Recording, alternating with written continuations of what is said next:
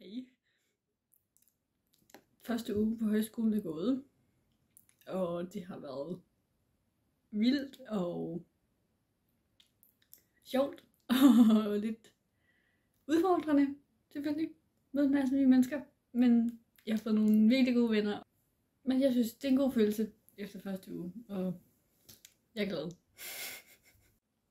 Vi er ved at pakke til introtur. Vi skal på i morgen, vi skal på Sletten. Jeg glæder mig, det bliver sjovt. Vi skal vælge elevråd, vi skal have fest.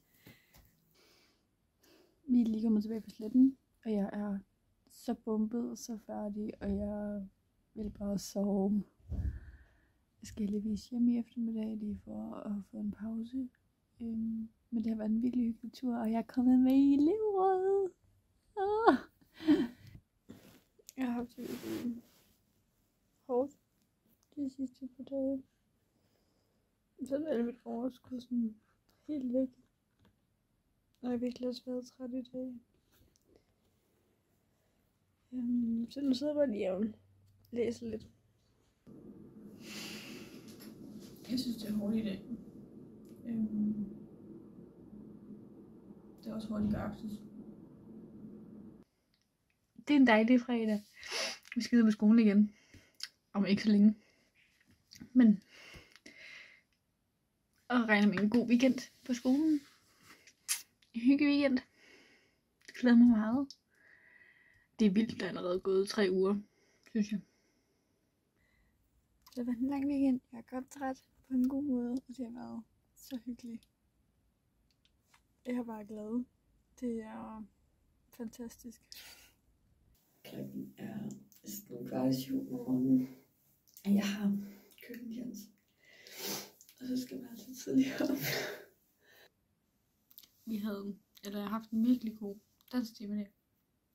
Vi skulle skrive en historie om ud fra 3 billeder, vi har valgt fra gavmalerierne og sådan street art, der er her i Brande. Jeg synes, at skrive noget virkelig godt.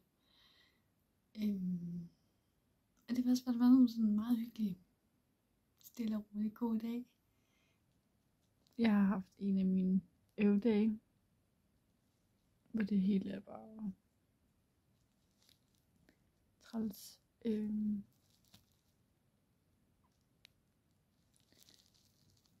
Men jeg har været med hele dagen, hvilket er vildt, synes jeg, fordi jeg troede jeg virkelig ikke, jeg kunne. Men vi havde vores første krop- og bevægelsestime i går, hvilket var sjovt faktisk, fordi de delte os op, så vi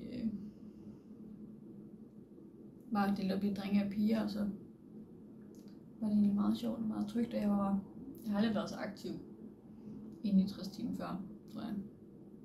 Jeg har vildt ondt i mine ben, fordi jeg har ridning til valgfag, og jeg galopperede på en hest anden gang, så jeg synes, det er ret flot. Jeg var egentlig bange for heste, inden jeg startede. Men det har bare været sådan en så dejlig dag, så jeg har ikke lyst til, at det slutter. Ja.